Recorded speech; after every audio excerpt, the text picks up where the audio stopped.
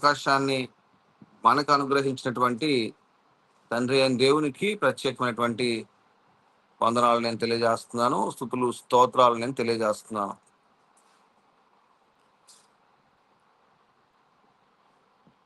Okay, నాకు చాలా సంతోషం. మరి మాటలు మీకు స్పష్టంగా వినిపిస్తున్నాయని నేను తలుస్తున్నాను. ఈ సమయంలో మరి కొద్ది సమయాన్ని మనం దేవుని వాక్యాన్ని నేర్చుకుందాం. మత్తయి సువార్తలో మనం ఉన్నాం కాబట్టి మనందరం కూడా మత్తయి సువార్తకు వచ్చేద్దాం. మత్తయి సువార్త 7వ అధ్యాయాన్ని మనము నేర్చుకుంటున్నాము. 7వ అధ్యాయము 13, 14 వచనాలను మనము గడిచిన వారంలో మనం నేర్చుకున్నాము. ఇరుకు ద్వారమున ప్రవేశించుడి అనే మాట మనం నేర్చుకున్నాము గడిచినటువంటి వారంలో. ఈ వారంలో మనం నేర్చుకునేటువంటి అంశం గురించి మనం ముందుకు కొనసాగుదాం. మనము మత్తయి సువార్త 7వ అధ్యాయము 15 నుంచి మనము నేర్చుకున్నాం. ఇక్కడ మనం గమనించినట్లయితే ఈ ఉదయకాల సమయంలో మరి కూడి వచ్చినటువంటి సహోదరులకి మరి యేసుక్రీస్తు నామములో వందనాలు తెలియజేసుకుంటూ మనం దేవుని వాక్యంలో ముందుకు కొనసాగుదాం. మత్తయి సువార్త 7వ అధ్యాయము 15 నుంచి మనం చదివినట్లయితే, అబద్ధ ప్రవక్తలను గూర్చి జాగ్రత్త పడుడి. జాగ్రత్తగా ఈ మాటలు మీరు గమనించినట్లయితే, అబద్ధ ప్రవక్తలను గూర్చి జాగ్రత్త పడుడి. వారు గొర్రె చర్మములు వేసుకుని మీ వద్దకు వత్తురు గాని లోపల వారు క్రూరమైన తోడేళ్ళు. వారి ఫలముల వలన మీరు వారిని తెలుసుకొందురు. ముండ్ల పొదలలో ద్రాక్ష పండ్లైనను పల్లేరు చెట్లను అంజూరు పండ్లైనను కోయుదురా? అలాగుననే ప్రతి మంచి చెట్టు మంచి ఫలములు ఫలించును, పనికి మాలిన చెట్టు కాని ఫలములు ఫలించును. మంచి చెట్టు కాని ఫలములు ఫలింపనేరదు, పనికి మాలిన చెట్టు మంచి ఫలములు ఫలింపనేరదు. మంచి ఫలములు ఫలింపని ప్రతి చెట్టు నరకబడి అగ్నిలో వేయబడును. కాబట్టి మీరు వారి ఫలముల వలన వారిని తెలుసుకొందురు. ఇంతవరకు మనము ఈ యొక్క వారంలో మనం నేర్చుకున్నట్లయితే, ఇక్కడ ప్రాముఖ్యంగా మనము గమనించిన విషయాన్ని చూసినట్లయితే, అబద్ధ ప్రవక్తల గురించి జాగ్రత్త పడుడి అని చెప్పాడు. అయితే వారు ఏ విధంగా ఉంటారని మనకు తెలియజేస్తున్నాడంటే, వారు గొర్రె చర్మములు వేసుకొని ఉంటారు, కానీ వాళ్ళు క్రూరమైన తోడి. అంటే వారి స్వభావాన్ని మనకు అబద్ధ ప్రవక్తల యొక్క స్వభావాన్ని ఇక్కడ తెలియజేస్తున్నట్టుగా మనం చూడగలం. అయితే వారిని ఎలా తెలుసుకుంటాం మనం? వారి ఫలముల వలన వాళ్ళని తెలుసుకుంటాము. వాళ్ళు ఫలించే ఫలాలను బట్టి, వారు చేసే పనులను బట్టి వారిని మనం తెలుసుకొనగలమని ఇక్కడ అబద్ధ ప్రవక్తల కోసం చెప్పడం జరిగింది. అయితే నేనేం చెప్పాలనుకుంటున్నానంటే, ఈరోజు చెప్పాలనుకున్న అంశం ఏంటంటే, ఈ యొక్క అబద్ధ ప్రవక్తల గురించి జాగ్రత్త పడుడు అనే మాట. నేనేమంటున్నానంటే, జాగ్రత్త అంటే ఒక అబద్ధ ప్రవక్తల గురించే కాదు కానీ క్రైస్తవుడు ప్రతి విషయంలో కూడా జాగ్రత్త కలిగి ఉండాలి. క్రైస్తవుడు అన్ని విషయాల్లో కూడా జాగ్రత్త కలిగి ఉండాలి అనేటువంటి అంశాన్ని నేను తీసుకున్నాను. కాబట్టి ఈరోజు మనం నేర్చుకునేటువంటి అంశం పేరేంటంటే జాగ్రత్త. ఎవరైనా నోట్ చేసుకునే వాళ్ళందరూ కూడా నోట్ చేసుకోండి. కాబట్టి జాగ్రత్త అనేటువంటి ఈ యొక్క మాట గురించి మనం నేర్చుకుందాం. జాగ్రత్త పడుడి, క్రైస్తవులు జాగ్రత్త కలిగి ఉండాలి అనేటువంటి అంశం మీద ఈరోజు మనం మాట్లాడుకుందాం. ఇక్కడ గమనించినట్టయితే జాగ్రత్త అనే పదానికి ఇంగ్లీష్లోని ఒక మంచి వర్డ్ ఉపయోగపడేది ఏంటంటే బీ కేర్ఫుల్. ఏముందండి? జాగ్రత్త అంటే అర్థం ఏంటి? బీ కేర్ఫుల్ అనే మాటను ఉపయోగించబడినట్టుగా మనం చూస్తాం. అంటే ప్రతి విషయంలో కూడా జాగ్రత్త కలిగి ఉండాలి. బీ కేర్ఫుల్, జాగ్రత్త అనే మాట ఉపయోగపడింది. అయితే జాగ్రత్త అనే పదానికి తెలుగులో మనం చూసినట్లయితే, తెలుగులో కొన్ని పదాలు ఉపయోగించబడ్డాయి. ఏంటంటే శ్రద్ధ. జాగ్రత్త అంటే ఏంటండి? శ్రద్ధగా ఉండాలి, లేకపోతే మెలకువగా ఉండాలి, మెలకువ, లేదంటే లక్ష్యము లేక హెచ్చరిక అనే పదాలు దీనికి ఉపయోగించబడ్డాయి జాగ్రత్త అనేటువంటి పదానికి. ఇక్కడ చూసినట్లయితే జాగ్రత్తగా ఉండడం అంటే ఏంటి? ఏదైనా సరే పనిని తప్పులు జరగకుండా, తప్పులు లేకుండా శ్రద్ధగా చేయడమే జాగ్రత్త. ఏంటండి? మనం చేసేటువంటి ఏ పనైనా సరే అందులో తప్పులు లేకుండా జాగ్రత్తగా, శ్రద్ధగా మనం చేయడమే జాగ్రత్త అనిపిస్తుంది. రెండవదిగా జాగ్రత్త అనే పదానికి ఇంకొక అర్థం ఏంటంటే హెచ్చరిక. ఏంటండి? హెచ్చరిక మాట. జాగ్రత్త అంటే అర్థం ఏంటండి? హెచ్చరిక చేయడం. అంటే హెచ్చరిక అంటే ప్రమాదము జరగకుండా ముందుగా అప్రమత్తం చేయడము. ఏంటండి? ఏదైనా ఒక ప్రమాదం జరగకుండా అప్రమత్తం చేయడమే జాగ్రత్తగా మనం చెప్పవచ్చు.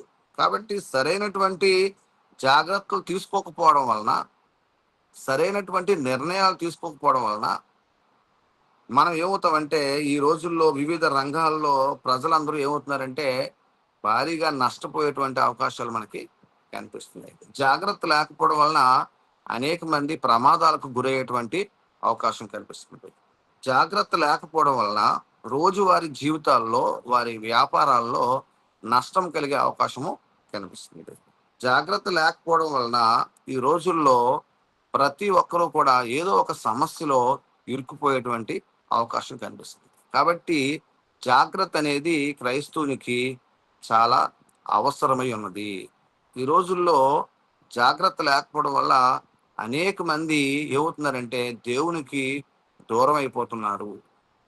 కాబట్టి క్రైస్తవుడు ఎటువంటి జాగ్రత్తలు తీసుకోవాలి, క్రైస్తవుడు ఎటువంటి జాగ్రత్తలు తీసుకొని లోకంలో జీవించాలి అనేటువంటి పాఠాన్ని ఈరోజు మనం నేర్చుకుందాం.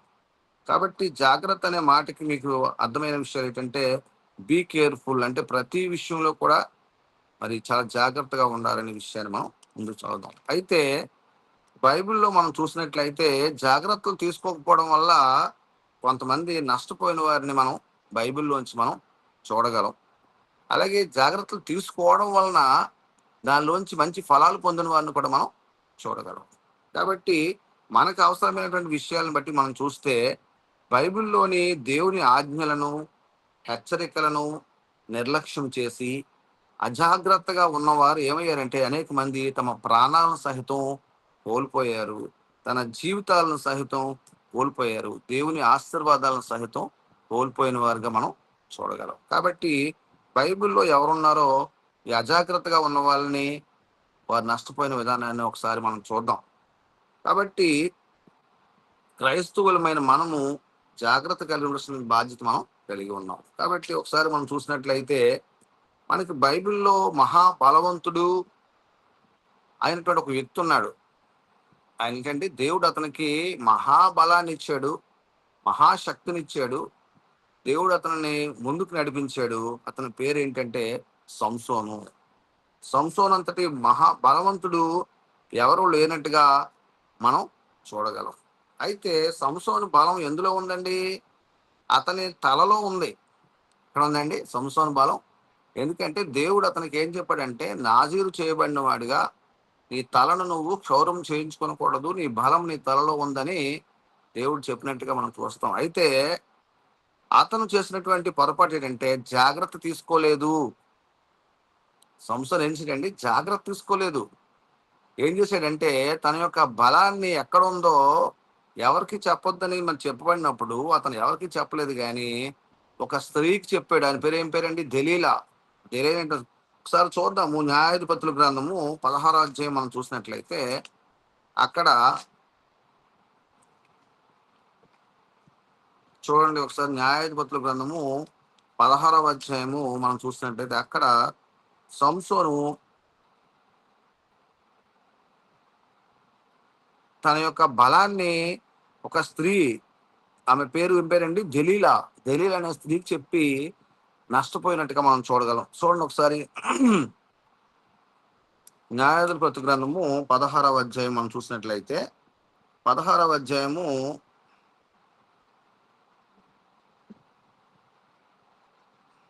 16వ వచనం చదువుదాం. 16వ అధ్యాయం 16వ వచనం చూసినట్లయితే ఆమె అనుదినమును మాటల చేత అతన్ని బాధించి తొందర పెట్టుచున్నందున అతడు ప్రాణము విసికి చావగోరెను.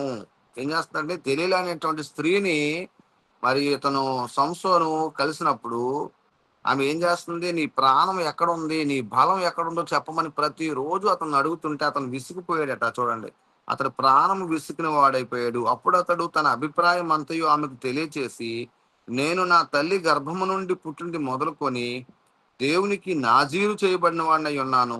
నా తల మీదకి మంగళ కత్తి రాలేదు.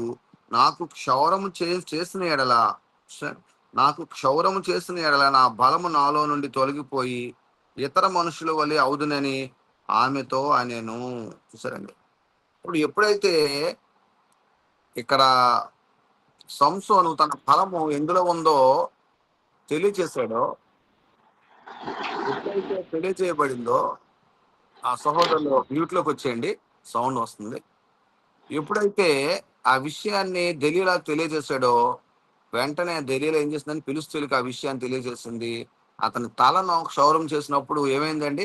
అతని బలాన్ని అంతటి నష్టపోయాడు.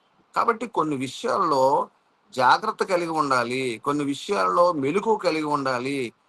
ప్రతి విషయాన్ని మనం అందరికీ కూడా చెప్పేయకూడదు అని ఇక్కడ మనకు అర్థమవుతుంది. కాబట్టి జాగ్రత్త లేకపోవడం వల్ల సంసోన్ ఏమయ్యాడంటే ఎంతో నష్టపోయినట్టుగా మనం, తన ప్రాణాన్ని సహితం నష్టపోయినట్టుగా మనం చూడగలం.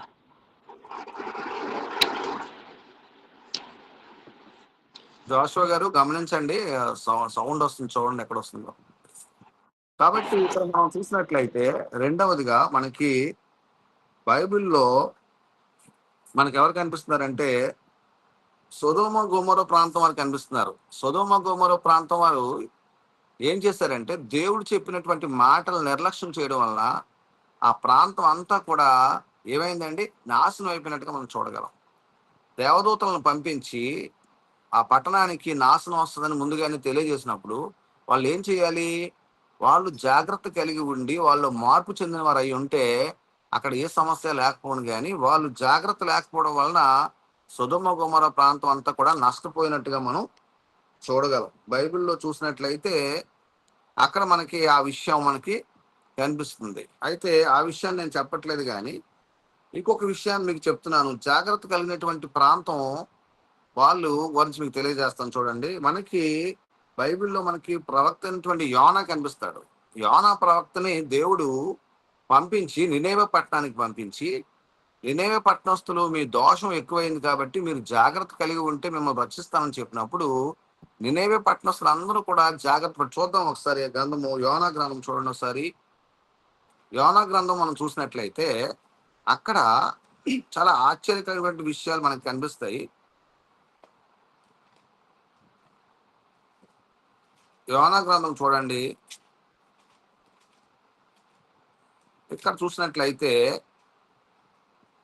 యోనా గ్రంథంలో 3వ అధ్యాయము 4వ వచనం మనం చదివినట్లయితే యోనా ఆ పట్టణంలో ఒక దిన ప్రయాణం అంత దూరము సంచరించుచు ఇక 40 దినములకు నినేవే పట్టణము నాశనమగునని ప్రకటన చేయగా.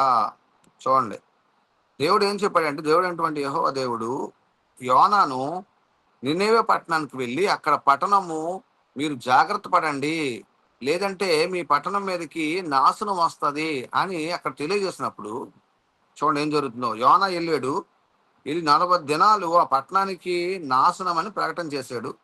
నినేవే పట్టణం వారు దేవుని యందు విశ్వాసం ఉంచి ఉపవాస దినము చాటించి గనులేమి అల్పులేమి అందరూ గోనె పట్ట కట్టుకొనిరి. చూసారండి, ఎప్పుడైతే అక్కడ మీరు జాగ్రత్తగా ఉండండి, మీరు మెలకువగా ఉండండి, లేదంటే మీ పట్టణం మీదకి నాశనం వస్తుందని చెప్పినప్పుడు యోనా వెళ్ళి ఎప్పుడైతే ప్రకటన చేశాడో వెంటనే అక్కడ ఏం జరిగింది చూడండి. వారందరూ ఏం చేశారు?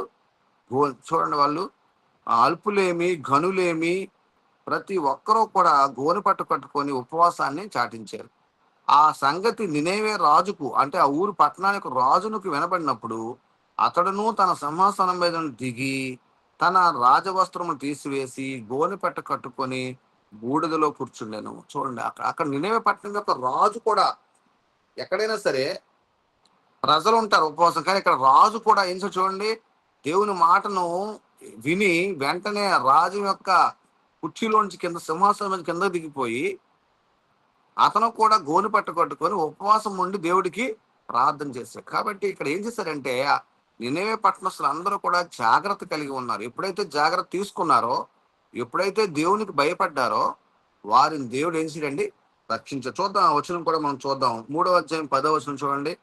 10వ వచనంలో ఈ నినేవే వారు తన చెడు నడతలను మానుకొనగా వారు చేయుచున్న క్రియలను దేవుడు చూచి పశ్చాత్తాప్తుడై వారికి చేదునని తాను మాట ఇచ్చిన కీడు చేయక మానెను.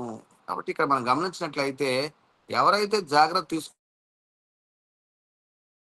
తీసుకుంటారో వారిని దేవుడు రక్షించినట్లుగా మనం చూడగలం. ఇక్కడ నినవే పట్టణస్థులు, ఆ పట్టణం యొక్క రాజు ఎప్పుడైతే జాగ్రత్త తీసుకున్నాడో అక్కడ వారందరినీ దేవుడు రక్షించాడు. వాళ్ళ మీద శిక్ష రాకుండా కాపాడిన విధానాన్ని మనం చూస్తాం. ఇంకొక విషయాన్ని కూడా మనం జ్ఞాపకం చేసుకుందాం. మనకి బైబిల్లో కొత్త నిబంధనలో మనకి ఎవరు కనిపిస్తారంటే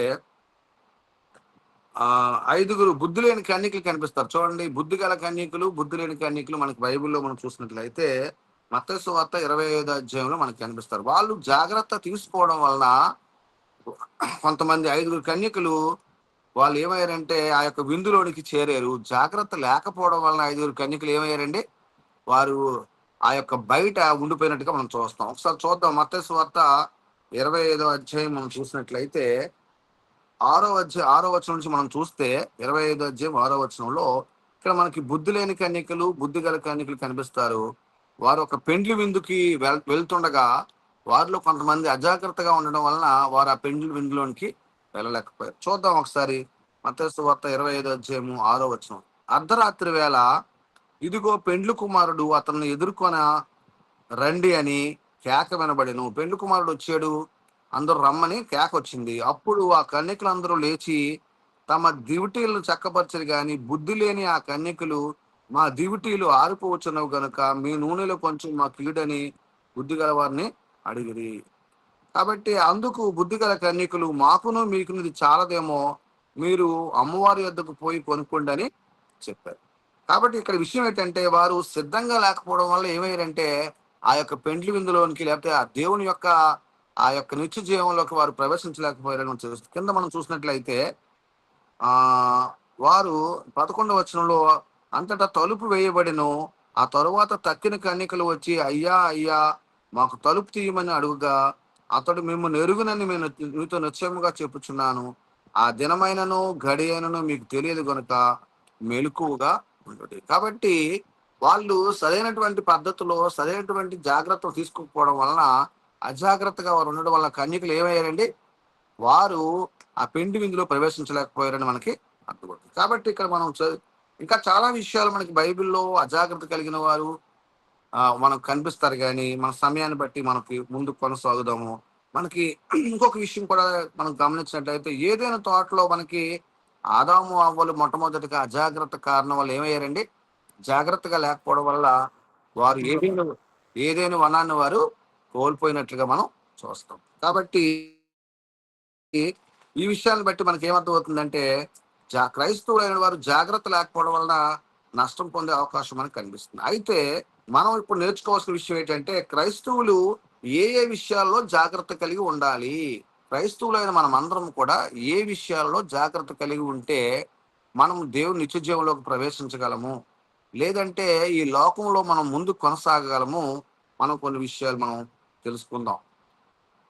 మొట్టమొదటిగా క్రైస్తవులు చూసినట్లయితే తమ యొక్క తల్లిదండ్రుల విషయంలో జాగ్రత్త కలిగి ఉండాలి. జాగ్రత్తగా నోట్ చేసుకోండి. క్రైస్తవులు జాగ్రత్త కలిగిన విషయాల్లో మనం ఉన్నాం ఏంటంటే క్రైస్తవులు ప్రతి ఒక్కరు కూడా తమ యొక్క తల్లిదండ్రుల విషయాల్లో జాగ్రత్త కలిగి ఉండాలి అనే విషయాన్ని ఎఫెసు పత్రిక 6వ అధ్యాయము 1 నుంచి మనం చూసినట్లయితే ఇక్కడ పిల్లలారా ప్రభునందు మీ తల్లిదండ్రులకు విధేయులయుండుడి. ఏం చెప్పాడండి, క్రైస్తవులైనటువంటి బిడ్డలు, క్రైస్తవులైనటువంటి సహోదరులు తమ తల్లిదండ్రులకు విధేయులై ఉండండి, ఇది ధర్మమే. నీకు మేలు కలుగునట్లు నీ తండ్రిని తల్లిని సన్మానింపుము, అప్పుడు నీవు భూమి మీద దీర్ఘాయుష్మంతుడు అగుదువు. చూసారు, మొట్టమొదటిగా క్రైస్తవులైనటువంటి బిడ్డలు, క్రైస్తవులైనటువంటి చిన్నలు, యవనస్తులు ఏం చేయాలంటే తమ యొక్క తల్లిదండ్రుల పట్ల విధేయులై ఉండాలి. అది వారి జీవితానికి మేలు అని చెప్తున్నాడు. కాబట్టి నీ తల్లిని తండ్రిని సన్మానింపుము, అప్పుడు నువ్వు దీర్ఘాయుష్మంతుడు అవుతావు. కాబట్టి జాగ్రత్త సుమా, మీ తల్లిదండ్రుల విషయంలో మీరు జాగ్రత్త కలిగి ఉండండి అని చెప్తున్నాడు. రెండవదిగా మనం చూసినట్లయితే ఈ లోక సంబంధమైనటువంటి సహోదరుల విషయంలో కూడా మనం జాగ్రత్త కలిగి ఉండాలి. ఒకసారి మనం చూసినట్లయితే మత్తయి సువార్త 10వ అధ్యాయం మనం చూద్దాము. ఇక్కడ మనం చూసినట్లయితే మత్తయి సువార్త 10వ అధ్యాయము మనం చూసినట్లయితే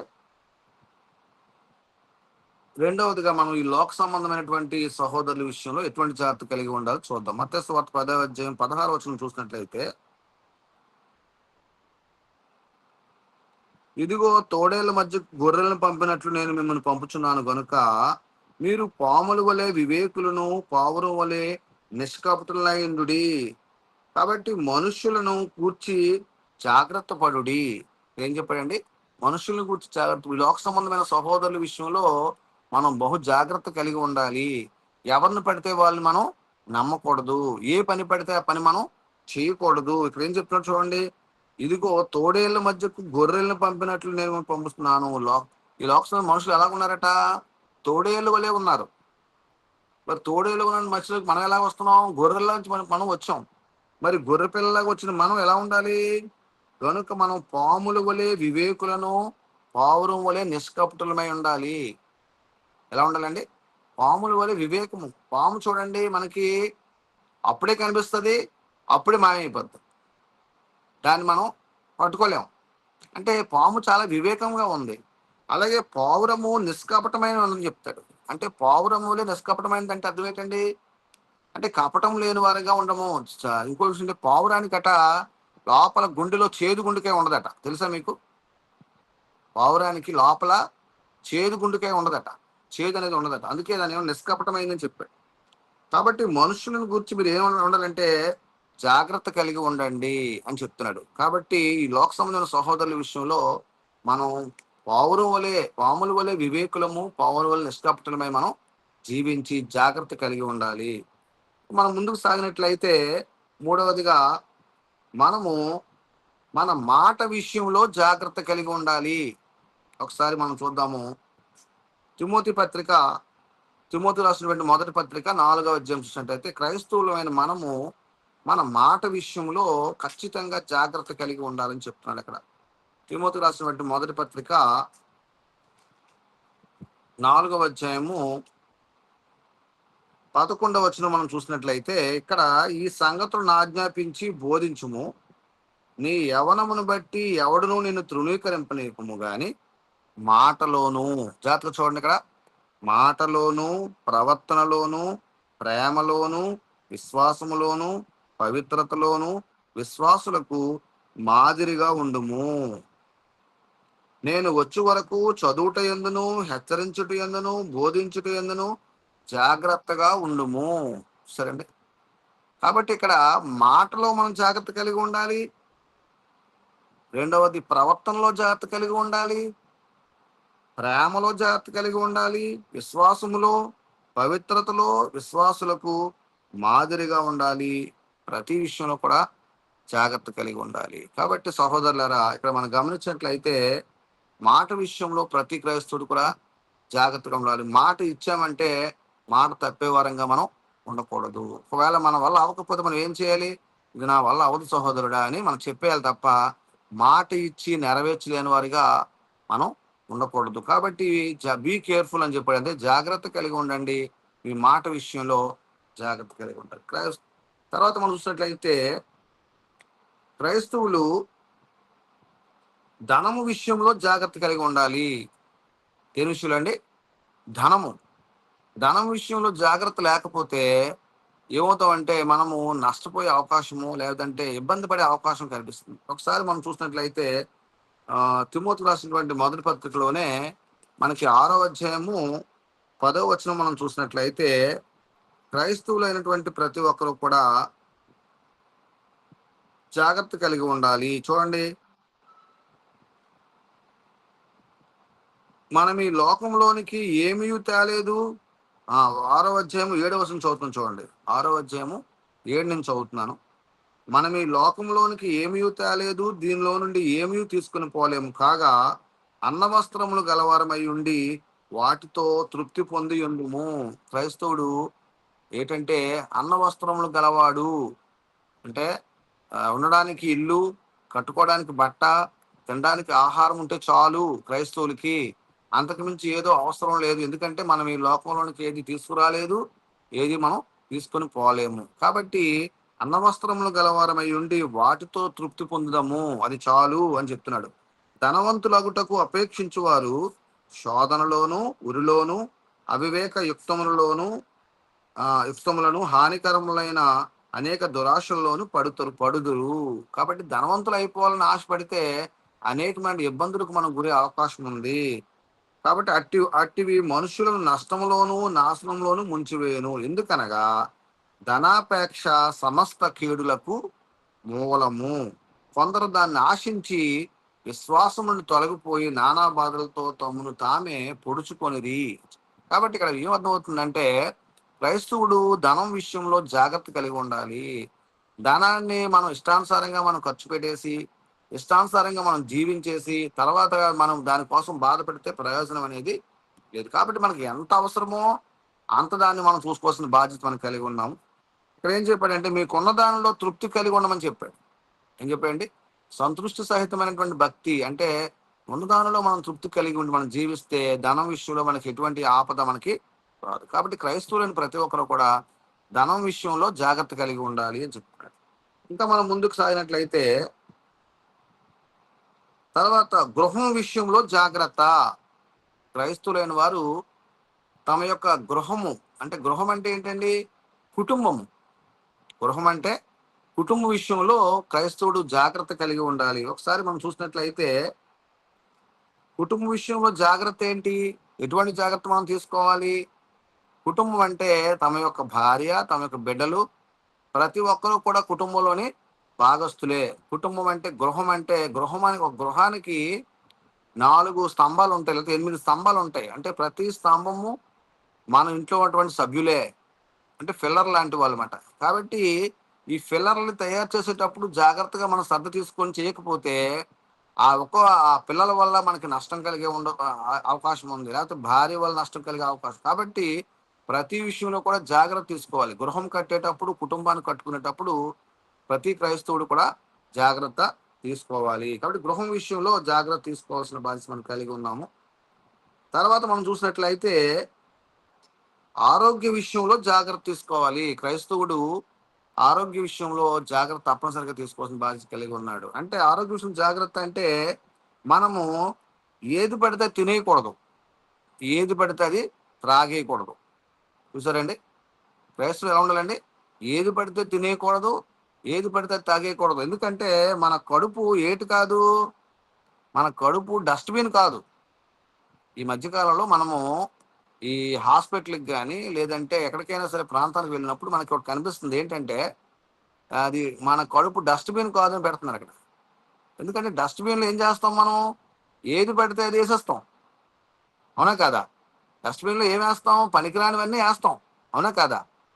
కాబట్టి మన కడుపు డస్ట్బిన్ కాదు. ఏది పడితే అది వేస్తాం అనుకోండి, ఏమవుతుంది? ఆరోగ్యం పాడైపోతుంది.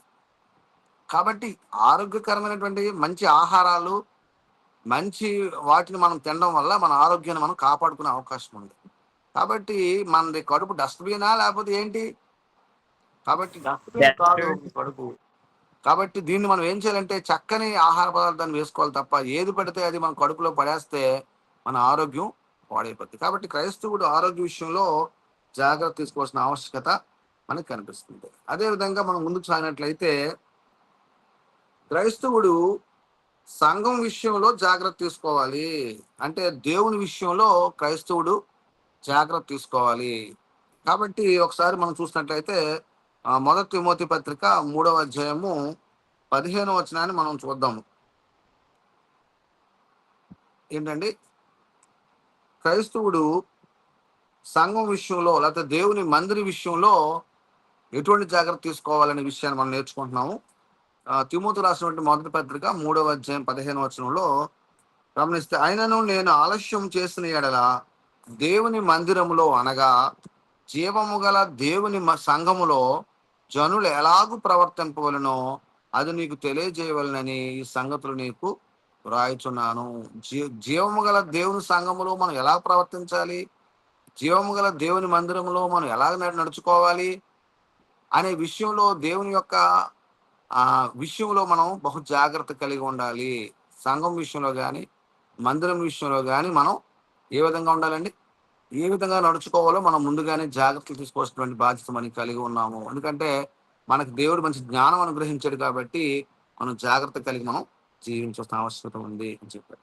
కాబట్టి దేవుని మందిర విషయంలో బహు జాగ్రత్త కలిగి ఉండాలి. ప్రసంగి గ్రంథం 5వ అధ్యాయం 1వ వచనం కూడా మనం చదువుదాం. అక్కడ కూడా మనకి ఈ విషయాలు రాయబడ్డాయి. ఒకసారి మనం చూసినట్లయితే ప్రసంగి గ్రంథము 5వ అధ్యాయము 1వ వచనం మనం చూసినట్లయితే, నీవు దేవుని మందిరమునకు పోవునప్పుడు నీ ప్రవర్తన జాగ్రత్తగా చూచుకొనుము. చూసారండి? ఏం చెప్పాడండి? దేవుని మందిరికి వెళ్ళినప్పుడు ఏం చేయాలి? ప్రవర్తన జాగ్రత్తగా చూసుకోవాలి. బుద్ధిహీనులు అర్పించినట్లుగా బలి అర్పించుట కంటే సమీపించి ఆలకించుట శ్రేష్టము. వారు తెలియకయే దుర్మార్గ పనులు చేయుదురు.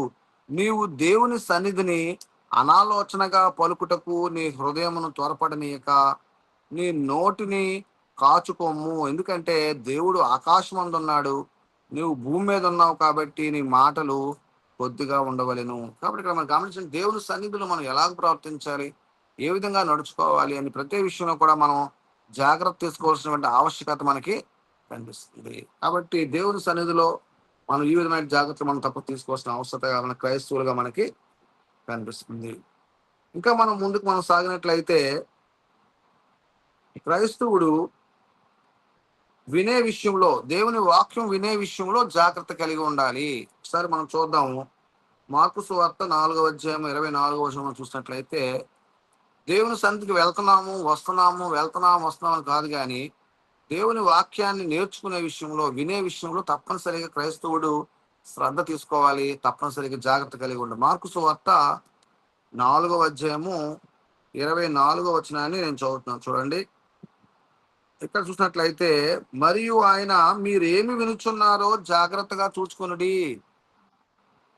మనం ఎక్కడికి వెళ్ళినప్పటికీ, ఏం చేస్తున్నప్పటికీ, మనం ఏం వింటున్నామో ప్రతి విషయాన్ని జాగ్రత్తగా చూసుకోవాలి. మీరేమి వినుచున్నారో జాగ్రత్తగా చూచుకొనుడి. మీరు ఎట్టి కొలతతో కొలుతురో మీకును అట్టి కొలతతోనే కొలవబడును. మరి ఎక్కువగా మీకు ఇవ్వబడును. కలిగిన వానికి ఇవ్వబడును, లేని వానికి కలిగినది వాని నుండి తీసుకు. కాబట్టి క్రైస్తవులైన ప్రతి ఒక్కరు కూడా మనం ఏం వింటున్నాము, దేవుని వాక్యాన్ని ఏం తెలుసుకుంటున్నాం అనే విషయంలో జాగ్రత్త కలిగి ఉండాల్సిన తప్పని ఆవశ్యకత మనకి కనిపిస్తుంది. ఇంకా మనం చూసినట్లయితే, మీ విషయమై మీరు జాగ్రత్తగా ఉండండి. క్రైస్తవులు ఎలాండి? మన విషయంలో, అంటే ఎవరి విషయంలో వాళ్ళు జాగ్రత్త కలిగి ఉండాలి. జాగ్రత్త లేకపోతే మనం దేవుని సన్నిధిని మనం చేరుకోలేం. చూడండి ఒకసారి ఆ విషయాన్ని చూసినట్లయితే, లోకాసు వార్త 17వ అధ్యాయం 3వ వచనం మనం చూసినట్లయితే, సమయం అవుతుంది కాబట్టి ముందుకు కొనసాగుదాం. లోకాసు వార్త 17వ అధ్యాయము 3వ వచనాన్ని మనం చదివినట్లయితే, అక్కడ క్రైస్తవులైన వారు మీ విషయంలో మీరు జాగ్రత్త కలిగి ఉండండి అనే విషయాన్ని మనం చూద్దాం. కాబట్టి మీ విషయమై మీరే జాగ్రత్తగా ఉండండి. ఎవరి విషయంలో వారే జాగ్రత్తగా ఉండాలి. అవునా కాదా? తీర్పు దగ్గరికి వచ్చేసరికి క్రైస్తవులకు ఎవరైనా సరే ఎవరికి వారికే తీర్పు. నేను సరిగా జీవిస్తే నాకు పరలోకం, నా భార్య సరిగా జీవిస్తే ఆమె పరలోకం. ఒకవేళ నా పిల్లలు సరిగా జీవించకపోతే వాళ్ళు నిత్య జీవాన్ని చేరుకోలేరు. అంటే అర్థం ఏంటి? ఇక్కడ ఎవరికి వారికే తీర్పు.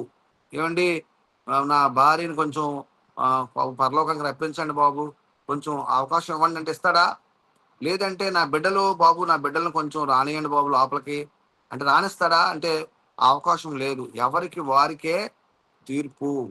కాబట్టి ఎవరి విషయంలో వారే జాగ్రత్త కలిగి ఉండాలి. అలాగే మిగిలిన వారి విషయంలో కూడా జాగ్రత్తలు తీసుకోవాలి.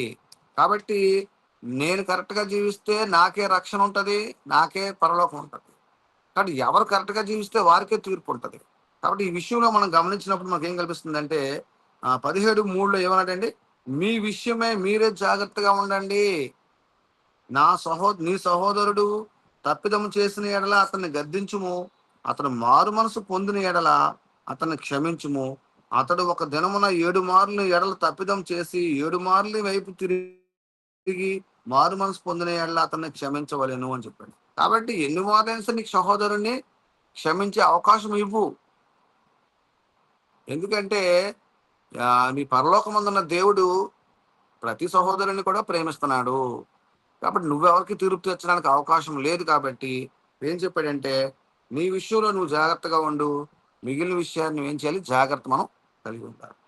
ఇంకా చూసి గమనించినట్లయితే, ఇంకా మనం ముందుకు సాగినట్లయితే, మనము సమయం విషయంలో జాగ్రత్త కలిగి ఉండాలి. దేవునికి ఇచ్చే సమయం విషయంలో క్రైస్తవుడు తప్పనిసరిగా జాగ్రత్త కలిగి ఉండాలి. ఎఫెసీ పత్రిక మనం చూసినట్లయితే అక్కడ ఈ విషయాన్ని మనకి కనిపిస్తుంది. ఎఫెసీయులకు రాసినటువంటి పత్రిక 5వ అధ్యాయము 15, 16 వచనాలు మనం చదివినట్లయితే, క్రైస్తవుడైన దినములు ప్రతి ఒక్కరు చెడ్డవి కూడా గనుక మీరు సమయమును పోనీయక ఆ సద్వినియోగించుచు దినములు అజ్ఞానుల కాక జ్ఞానుల వలె నడుచుకున్నట్లు మీరు జాగ్రత్తగా చూచుకునుడి. ఇందు నిమిత్తం మీరు అవివేకులు కాక ప్రభు యొక్క చిత్తమైనట్టు గ్రహించుకునుడి. చాలమ్మా. ఇక్కడ గమనించినట్లయితే, దినములు చెడ్డవు గనుక క్రైస్తవులైన ప్రతి ఒక్కరు కూడా మీరు సమయాన్ని పోనీయకండి, సమయాన్ని వ్యర్థం చేయకండి. మన సమయం అంతా కూడా మన పనుల్లోనే సరిపోతుంది. మన సమయం అంతా మన ఉద్యోగంలోనే సరిపోతుంది. మన సమయం అంతా నిద్రలోనే సరిపోతుంది. చూసారండి, నిద్రలోనే సరిపెట్టేస్తున్నావా, ఉద్యోగంలోనే సరిపెట్టేస్తున్నావా, మన పనుల్లో సరిపెట్టేస్తున్నావా, మనము దేవునికి ఏ సమయం ఇస్తున్నాము. కాబట్టి ఇక్కడ దినములు చెడ్డవు కనుక మీరు సమయాన్ని పోనీక సద్వినియోగం చేసుకొనుచు అజ్ఞానుల వల్లే కాక జ్ఞానుల వల్ల నడుచుకున్నట్లు జాగ్రత్తగా చూసుకోండి. మీ సమయాన్ని దేవునికి ఇవ్వండి అని ఇక్కడ తెలియజేయబడుతుంది. కాబట్టి సమయం విషయంలో క్రైస్తవుడు జాగ్రత్త కలిగి ఉండాలి అని చెప్తున్నాడు. ఎందుకంటే సమయం అనేది మన కోసం ఆగుతుందండి, ఆగదు. కాబట్టి సమయం జాగ్రత్త మనం తప్పనిసరిగా తీసుకోవాలి. అదేవిధంగా క్రైస్తవుడు బోధించే విషయంలో జాగ్రత్త తీసుకోవాలి. ఇది కూడా చూద్దాం ఒకసారి. తిమోతికి రాసిన మొదటి పత్రిక 4వ అధ్యాయము 13వ వచనం మనం చూసినట్లయితే, క్రైస్తవుడు ప్రతి ఒక్కరు కూడా బోధించే విషయంలో జాగ్రత్త తీసుకోవాల్సిన బాధ్యత మనం కలిగి ఉన్నాం. చూడండి ఏమంటాడంటే, నేను వచ్చే వరకు చదువుట యందును హెచ్చరించుట యందును బోధించుట యందును జాగ్రత్తగా ఉండుము. కాబట్టి క్రైస్తవులను ప్రతి ఒక్కరు కూడా ప్రత్యేకమైనటువంటి జాగ్రత్త తీసుకోవాల్సిన ఆవశ్యకత ఉంది. ఎవరికైనా ఏదైనా చెప్పే విషయంలో, ఏదైనా బోధించే విషయంలో మనం తప్పనిసరిగా ఏం చేయాలి, జాగ్రత్తలు తీసుకోవాలి. ఏది పడితే అది చెప్పేయకూడదు. ఏ మాట పడితే ఆ మాట మనం చెప్పామనుకోండి, తర్వాత మనల్ని అడుగుతారు వాళ్ళు, ఏమని, నువ్వు చెప్పింది రైటేనా, మీరు చెప్పింది కరెక్టేనా అని అడిగితే అప్పుడు మనం ఏం చెప్పలేము, మనం ఏం సమాధానం చెప్పలేని పరిస్థితి మనం ఉండకూడదు. కాబట్టి క్రైస్తవులైన మనము ఏ మాట చెప్పినప్పుడు, బోధించేటప్పుడు మనం ఏం చేయాలండి, జాగ్రత్త కలిగి మనం చెప్పాల్సిన ఆవశ్యకత అని కనిపిస్తుంది. కాబట్టి మనకి ఎంతవరకు నేర్చుకున్న విషయాలలో మనము రెఫరెన్స్ అండి, 1 తిమోతి పత్రిక 4వ అధ్యాయము 13వ వచనం చూస్తే మనకి ఆ విషయం మనకి కనిపిస్తుంది. కాబట్టి సహోదరులారా, ఎంతవరకు మనం నేర్చుకున్న విషయాలను బట్టి మనకి ఏమర్థమవుతుందంటే, క్రైస్తవులైన ప్రతి ఒక్కరు కూడా అన్ని విషయాల్లో జాగ్రత్త తీసుకోవాల్సిన ఆవశ్యకత మనకి కనిపిస్తుంది. చివరిగా ఒక వచనాన్ని చూపించి నేను ఈ వాక్యాన్ని ముగిస్తాను. అదేంటంటే, క్రైస్తవులైన వారు విగ్రహాలను పూజించే విషయంలో చాలా జాగ్రత్త. ఎట్టి పరిస్థితుల్లో కూడా విగ్రహాల దగ్గరికి మనం వెళ్ళకూడదనే విషయాన్ని దేవుని వాక్యం తెలియజేస్తుంది. కాబట్టి ఈ విషయాన్ని గురించి ఒకసారి మనం చూద్దాం. ఒకసారి ద్వితీయోపదేశ కాండము 4వ అధ్యాయము 16వ వచనంలో, విగ్రహాల జోలికి మీరు పోవద్దు, జాగ్రత్త కలిగి ఉండండి అని మనకు వాక్యం తెలియజేస్తుంది. దాన్ని చూసుకుందాం మనం.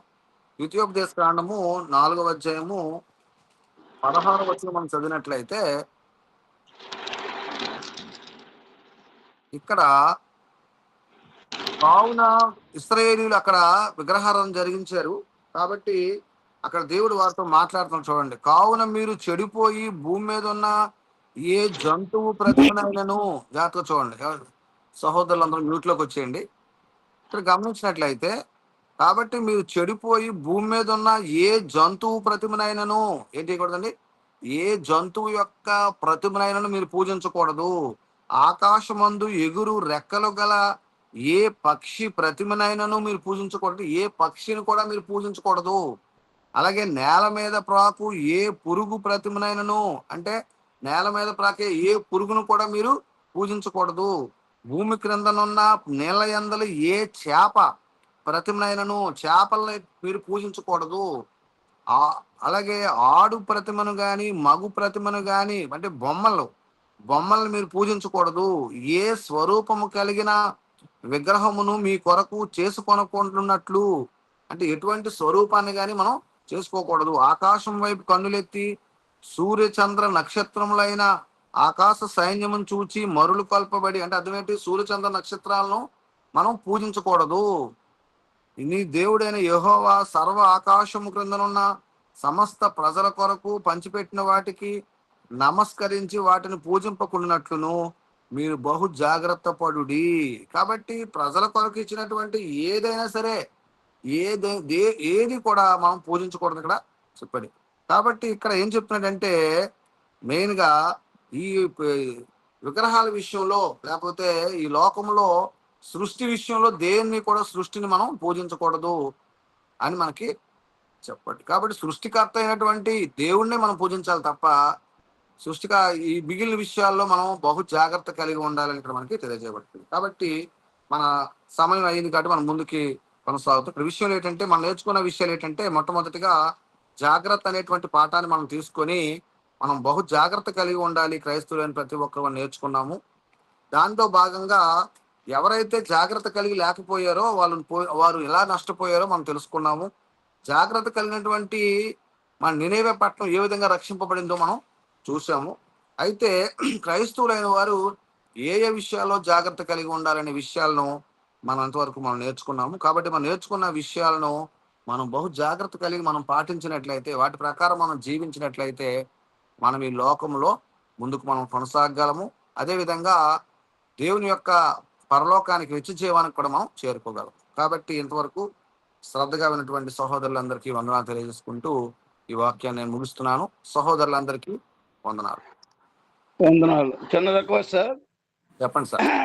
సంసన్ గురించి చెప్పండి. ఫస్ట్ది సంసన్ గురించి చెప్పారు కదా, రెఫరెన్స్ అది కూడా రెఫరెన్స్ అండి. రెఫరెన్స్ అండి న్యాయాధిపతుల గ్రంథము 16వ అధ్యాయం అండి. Okay okay. ఇంకా చెప్పమంటారు రిఫరెన్స్ చెప్పండి. ఇంకా 16 న్యాయాధిపతులు 16వ అధ్యాయం 10వ వచనం నుంచి చూడండి ఒకసారి. చేస్తున్నారు న్యాయాధిపతుల గ్రంథము 16వ అధ్యాయము 10వ వచనం చూస్తున్నారు. ఎక్కడి నుంచి ఉందంటే మనకి ఈ ముందా చెప్పిన విషయం ఎక్కడి నుంచి ఉందంటే మనకి 14 నుంచి చూడండి సార్. మనకి 14 నుంచి ఇందాక నేను చెప్పినప్పుడు ఏం చదివానంటే 17 నుంచి చదివాను నేను. ఏది 16-15? 16 నుంచి చూడండి. 16 నుంచి ఎంతవరకు ఉందంటే 22 వరకు కూడా ఉంది. అక్కడ ఏ విధంగా సంసోను తన బలం యొక్క రహస్యాన్ని చెప్పడం, ఆ రహస్యాన్నేమో దెలీలానేమో మన ఫిలిస్తీన్లకు చెప్పడం, తర్వాత వాళ్ళు వచ్చి మన సంసోన్ని బంధించడం జరుగుతుంది. కాబట్టి ఆ విషయాలు అక్కడ రాయబడ్డాయి. Okay sir. సహోదరులందరికీ వందనములు. వందనాలు సార్. వందనాలు అందరికీ. చక్కగా అయ్యా శేఖర్ గారు వచ్చిన డౌట్. అయ్యా శేఖర్ గారు చెప్పండి సార్. ఇప్పుడు వచ్చిన డౌట్. ఇప్పుడు చెప్పండి. విగ్రహారాధన చేయకూడదు, కరెక్టే. ఇప్పుడు వృత్తిపరంగా ఏదైనా వర్క్ చేయొచ్చా? అంటే ఎలాగా? ఇప్పుడు గ్రామాల్లో వృత్తిపరంగా అంటే ఇప్పుడు అది వృత్తి, అది కంపల్సరీ అన్నట్టు. అంటే ఇప్పుడు గ్రామంలోని మనకి ఇవి చేస్తారు, కార్యక్రమాలు చేస్తారు, ఇవి భోజనాలు పెడతారు. అదే అమ్మవారి కార్యక్రమాలు ఉంటాయి కదా సార్. అవునండి. ఇప్పుడు పండగ అయినా పబ్బం అయినా సరే కంపల్సరీ వెళ్ళి దేవత దగ్గరికి వెళ్ళేసి ఇవన్నీ చేస్తారు కదా. అవునండి. అంటే మనం అంటే మనకైతే మనసులో లేదు, లేకపోయినా సరే అక్కడ వెళ్ళొచ్చు, వెళ్ళకూడదా? అక్కడికి ఎట్టి పరిస్థితులు వెళ్ళకూడదండి. అదే ఎట్టి పరిస్థితులు వెళ్ళకూడదు. ఒకవేళ ఆ ఊరి గ్రామ పెద్దలు కానీ లేకపోతే గ్రామ నాయకులు కానీ మీరు అయినట్లయితే అక్కడ వెళ్ళి వాళ్ళతో పాటు నిలబడతారు తప్ప అక్కడ ఏ విషయం కూడా మీరు సహకరించకూడదు. అదే అదే అదే సార్. అది మరి తప్పదు, నాయకులు అయినప్పుడు పెద్ద అయినప్పుడు తప్పదు నిలబడాలి కాబట్టి అక్కడ నిలబడొచ్చు, కానీ ఆ ఇటు బస్సులు వాటి ఇటు బస్సులో కూడా సహకరించకూడదు, వాటి విషయాల్లో మీరు తలదూర్చకూడదు. నాకు కూడా డౌట్ సార్ అలాగైతే. మన రామకృష్ణ గారు కూడా పిలుస్తారు రమ్మని, అక్కడికి వెళ్ళి నిలబడతారు, మళ్ళీ వచ్చేస్తారు తప్ప అక్కడ ఏమని కూడా సహకరించేవాళ్ళు. అదే డౌట్ అండి. ఓకే. జగన్ గారి లాగా అయింది. ఇప్పుడు మన జగన్ గారి లాగా మన మంత్రుల్లాగా వాళ్ళు వెళ్ళి నిలబడాలి, తప్పదు వాళ్ళ పరిస్థితి. అదే సార్ ఆయన నిలబడలేదు, ఏకంగా ఆయన కూడా పల్లె మీద ఎత్తుకుంటాడు కదా. మోస్తాడు. నాది డౌట్ సార్. చెప్పండి సార్. అమ్మో కోవులు మ్యారేజ్ అయినప్పుడు బంధువులు పిలిచినప్పుడు వెళ్ళొచ్చా? సహోదరులందరూ మ్యూట్ లోకి రండి, మ్యూట్ లోకి రండి. మ్యూట్ లో ఉంటే ఆయన మాట వినబడుతుంది. సార్ చెప్పండి సార్. చెప్పండి గిద్యోని గారు చెప్పండి. ఇప్పుడు మా అన్నయ్య కొడుకు ఒక ప్రార్థన చేయండి. ప్రార్థన అయిపోయిన తర్వాత అనుమానాలు సరే ఉన్నోళ్ళు గిజ్జోన్ ఉన్నారు, గారు. లేనోళ్ళు ఉన్నారు. అలాగే క్రైస్తరాడు నరేష్ పాపా గారు అదే ప్రార్థన. అంటే అందరూ మాట్లాడుతున్నారు కదా, అందుకని సైలెంట్ గా ఉన్నాను. లేదు పని చేయి. పాపా గారిది. అయితే చక్కగా